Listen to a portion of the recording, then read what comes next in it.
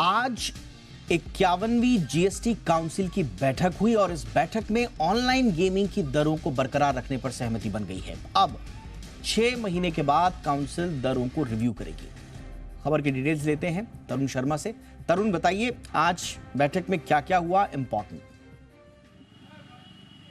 बिल्कुल, मैं बताना चाहूँगा कि जीएसटी काउंसिल की बैठक में ये तय हो गया है कि किस तरीके से फिर ऑनलाइन गेमिंग और कैसीनो पे टैक्स का कलेक्शन होगा।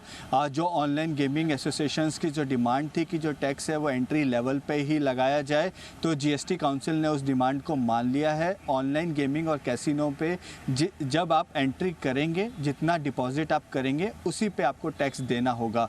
यदि आप उस पैसे से कोई विनिंग अमाउंट जीतते हैं और उससे वापस यदि आप ऑनलाइन गेम या कैसीनो के चिप्स खरीदते हैं तो आपको उस पे टैक्स नहीं देना होगा। मैं अपने दर्शकों को एग्जांपल के तौर पे समझाना चाहूँगा। यदि आप 1000 रुपये का ऑनलाइन गेमिंग पे टोकन खरीदते हैं और उस टोकन पे 28% जीएसटी आपको अदा करनी होगी, लेकिन यदि आप उस पर 500 रुपये जीत जाते हैं और वापस यदि आप टोकन खरीदने जाएंगे तो आपको जीएसटी नहीं अदा करना होगा।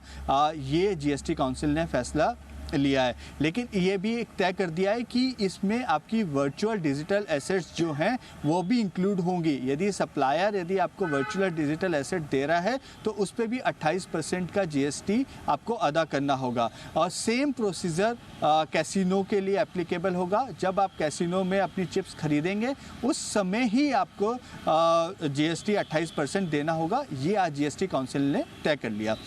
दूसरा जो चीज़ जो वित्त मंत्री ने कहा कि वो होपफुल है कि मॉनसून सत्र में ही इसको लेकर आया जा सके। जो सीजीएसटी में जो अमेंडमेंट करने हैं उसको मॉनसून सत्र में ही लाने का प्लान है। तो अगले 9 दिन के अंदर सरकार चाह रही है कि मॉनसून सत्र में सीजीएसटी एक्ट में बदलाव किए जा सके। इसके बाद स्टेट्स को अपनी स्टेट्स में ये बदलाव करने होंगे और उसके बाद उम्मीद ही ये है कि अक्टूबर 1 से इसको इम्प्लीमेंट किया जाए। अब यदि अक्टूबर 1 से यदि इम्प्लीमेंट हो जाता है तो उसके 6 महीने बाद एक बार फिर जीएसटी काउंसिल रिव्यू करेगी। रिव्यू किसी पे अभी ये क्लैरिटी नहीं है कि क्या सिर्फ रेट्स पे रिव्यू होगा या प्रोसीजर पे रिव्यू होगा, लेकिन इम्प्लीमेंटेशन के 6 महीने बाद रिव्यू किया जाएगा। एक और डिमांड थी कि जो ऑफशोर कंपनीज हैं जो देश के अंदर काम कर रही हैं तो उनको कैसे रेगुलेट किया जाए। और तो जीएसटी काउंसिल ने एक फैसला लिया है, जो जी बिजनेस की खबर भी थी उस पर मोहर भी लगी है कि जो ऑफशोर कंपनीज हैं देश में उनको रजिस्ट्रेशन कराना होगा। एक सिंगल रजिस्ट्रेशन उनको करना होगा, एक कंप्लायंस ऑफिसर उनको यहाँ पे अपॉइंट करना होगा और देश के अंदर उनको टैक्स की अदायगी करनी होगी। और यदि वो इस टैक्स अदायगी में फेल होती हैं तो इंफॉर्मेशन टेक्नोलॉजी एक्ट के तहत उनका पब्लिक एक्सेस बंद कर दिया जाएगा।